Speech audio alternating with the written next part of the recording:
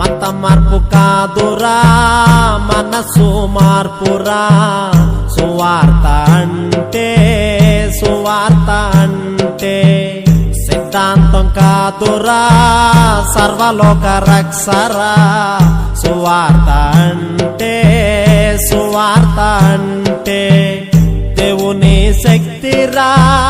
వట్టి మాటలు కాదు దేవుని శక్తిరా వట్టి మాటలు కాదు జేబు నిండా పెట్టేది కాదు జీవితాలు మార్చేదిరా మత మార్పు కాదురా మనసు మార్పురా సువార్త అంటే సిద్ధాంతం కాదురా సర్వలోక రక్షరా సువార్త